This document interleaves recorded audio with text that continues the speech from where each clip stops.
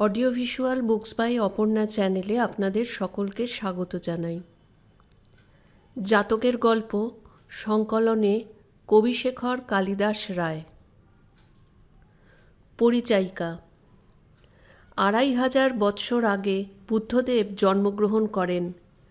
তিনি এদেশে নতুন ধর্মপ্রচার করিয়াছিলেন।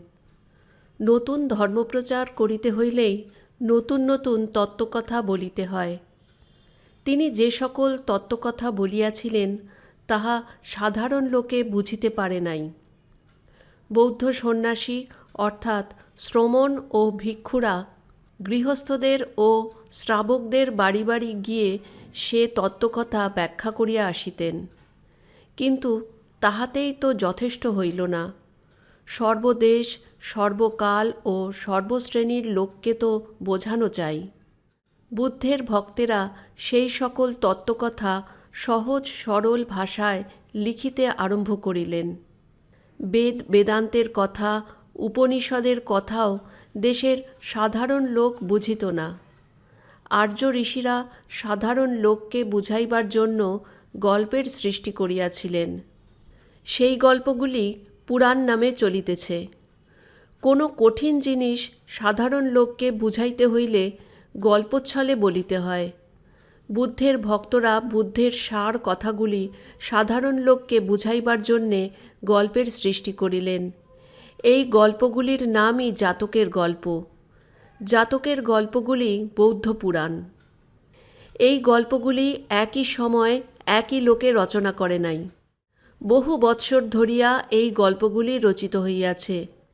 এই গল্পগুলি পালি ভাষাতে রচিত। পল্লীর লোকে সে ভাষা বুঝিত, তাই পল্লী ভাষাই পালি ভাষা। সে ভাষার রূপ বদল হইয়া এখন বাংলা, হিন্দি, অসমিয়া ইত্যাদি ভাষা হইয়াছে। এখনকার লোকে পালি ভাষা বোঝে না। সেজন্য জাতকের গল্পগুলির পরিচয় এদেশের লোক অনেক দিন পর্যন্ত পায় নাই। জাতকের গল্পগুলির ইংরেজিতে তর্জমা হইয়াছিল। তাহা হইতেই শিক্ষাব্রতী ঈশানচন্দ্র ঘোষ মহাশয় বাংলায় অনুবাদ করিয়াছিলেন। আমাদের দেশের রামায়ণ, মহাভারত ও অন্যান্য পুরাণের পরই গল্প হিসাবে এই জাতক কথার ঠাঁই। জাতক কথাগুলি বুদ্ধদেবের মুখের কথা নহে। গল্পের ভিতরকার উপদেশগুলি অবশ্য বুদ্ধদেবেরই বটে। প্রত্যেক গল্পের গোড়ায় আছে ব্রহ্মদত্ত যখন বারাণসীর রাজা, তখন বুদ্ধদেব অমুক হইয়া জন্মগ্রহণ করেন। এক ব্রহ্মদত্তের রাজত্বকালে বুদ্ধদেব বহুবার জন্মাইতে পারেন না। ওটা গল্পের ধর্তা মাত্র। বৌদ্ধ ধর্মের প্রধান কথা এই, জীব বহুবার ইতর প্রাণী হইয়া জন্মায়, তারপর ক্রমে মানুষ হইয়া জন্মায়, তারপর সৎকর্ম করিলে ক্রমে সে সৎলোকের ঘরে জন্মায়। এমনি করিয়া জন্মে জন্মে তাহার উন্নতি হয়।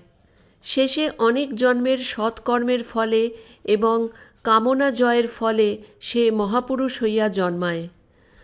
মহাপুরুষ হইয়া সে সারা জীবন সৎকর্ম করে, সাধনা করে, জীবের কল্যাণ সাধন করে, তপস্যা করিয়া একেবারে নিষ্কাম হইয়া যায়। তখন সে হয় বোধিসত্ত্ব। বুদ্ধদেব বলিয়াছেন, আমিও এক জন্মে বোধিসত্ত্ব হই নাই। ইতর প্রাণী হইতে আরম্ভ করিয়া বহু জন্ম পার হইয়া বহু সৎকর্ম করিয়া তবে এ জন্মে বোধিসত্ত্ব হইয়াছি। জাতকের গল্পগুলি বোধিসত্ত্বের সেই জন্মগুলির কাল্পনিক উপাখ্যান। এক এক জন্মে তিনি এক একটি সৎকর্ম করিয়াছেন। তাহার ওই সৎকর্মকে আশ্রয় করিয়া এক একটি গল্প রচিত হইয়াছে। তিনি যে সকল সৎকর্ম করিবার জন্য উপদেশ দিয়াছেন, সেই সকল সৎকর্মের মাহাত্ম্য বুঝাইবার জন্য ঘটনাগুলির কল্পনা করা হইয়াছে।